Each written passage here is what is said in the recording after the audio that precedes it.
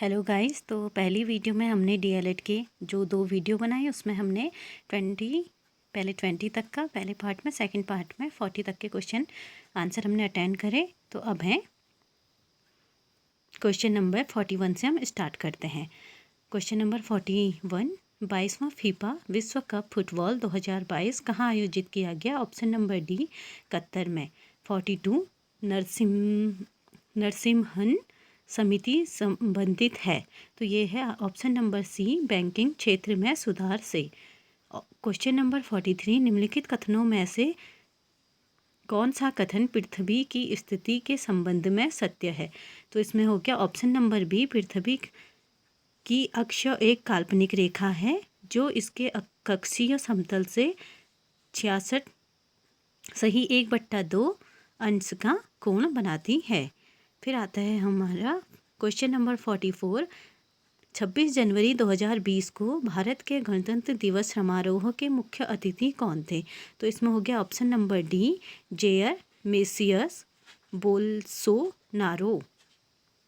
Question number 45, दिसंबर 2019 में corona virus से संक्रमण की शुरुआत किस शहर में से हुई? तो ये हुई सबसे पहले D Wuhan.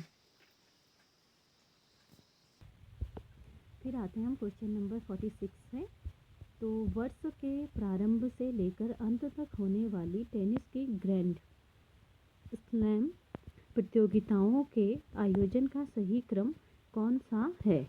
Australia, option number A Australian open, French open, Wimbledon, American open. फिर आते हैं हम क्वेश्चन नंबर 47, वाणिज्यिक बैंकों में गैर निष्पादनीय परिसंपत्तियों एनपीए का अर्थ है।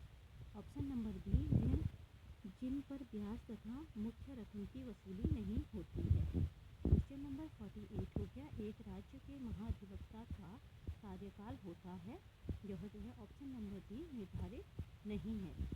क्वेश्चन नंबर 49, लोकसभा के संबंध में निम्नलिखित में से कौन से कथन सही हैं?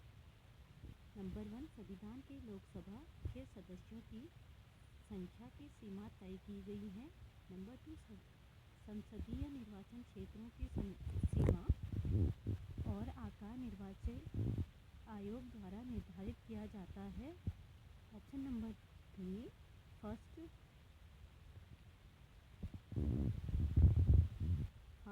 पास्ट द पोस्ट प्रणाली अपनाई जाती है और मतों के समान रहने की स्थिति की लोकसभा अध्यक्ष के पास निर्णायक मत नहीं होता है।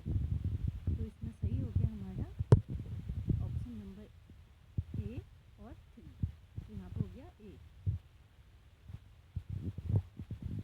कौन सा सही हुआ? इसमें हो गया संविधान। ऑप्शन जो फर्स्ट है वो है संविधान में लोकसभा के सदस्यों की संख्या की सीमा जो है तय की गई है, और नंबर 3 हो गया, और नंबर 3 यहाँ पे सही हो गया। तो इसके बाद आते हैं क्वेश्चन नंबर 50 पे। सुमेलित कीजिए सूची फर्स्ट और सूची सेकंड। सूची फर्स्ट जो है संस्थान और सूची सेकंड ध्येय वाक्य। तो इसमें क्या है? इसमें संस्थान दिए हैं और ध्येय वाक्य दिए गए हैं, तो इसमें सही है हमारा ऑप्शन नंबर डी। फिर आते हैं 51, क्वेश्चन नंबर 51, निम्नलिखित आकृति एक्स में दिए गए टुकड़ों से कौन सी उत्तर आकृति विकल्प ए बी सी व डी में से का गठन किया जा सकता है? प्रश्न आकृति को आप यहाँ देख सकते हैं। इसमें उत्तर आकृति जो है सही है ऑप्शन नंबर बी। तो क्वेश्चन नंबर हम 52 पे आते हैं, 6 की विपरीत सतह पर कौन सी संख्या है यदि एक पासे की 4 अलग अलग स्थितियों को नीचे दिखाया गया है? तो यहाँ पे हमारा ऑप्शन नंबर ए राइट हो गया। फिर आते हैं क्वेश्चन नंबर 53 पे, निम्नलिखित संख्या श्रृंखला के लिए सही विकल्प चुनिए जो श्रृंखला के पैटर्न को जारी रखे और दी श्रृंखला में प्रश्न चिन्ह को प्रतिस्थापित करे। तो यहाँ पे दिया गया है गाइस 4 9 25 क्वेश्चन मार्क, फिर यहाँ पे जो संख्या है वो आनी है, और 121 169 289 361। तो यहाँ पे ऑप्शन नंबर ए सही हो गया 49। क्वेश्चन नंबर 54 है, यदि ए और बी डी के बच्चे हैं तो ए का पिता कौन है, यह जानने के लिए निम्न में से किस कथन की आवश्यकता पड़ेगी। तो इसमें किसकी पड़ेगी, केवल कथन बी की। क्वेश्चन नंबर 55, प्रश्न दिए गए शब्दों को उचित अर्थपूर्ण क्रम से लगाइए। तो यहाँ पे कौन सा सही होगा हमारा, यहाँ पे सही हो गया हमारा ऑप्शन नंबर बी। सबसे पहले क्या आएगा, विज्ञापन आएगा, फिर उसके बाद आवेदन, उसके बाद आता है हमारा साक्षात्कार, उसके बाद आता है हमारा चयन, और उसके बाद होगी नियुक्ति, और उसके बाद होगा परिवीक्षा। फिर आते हैं क्वेश्चन नंबर 56 में, अजय के पास कुल 480 रुपये हैं, इनमें से रुपया 1, रुपये 5 एवं रुपये 10 के नोट हैं।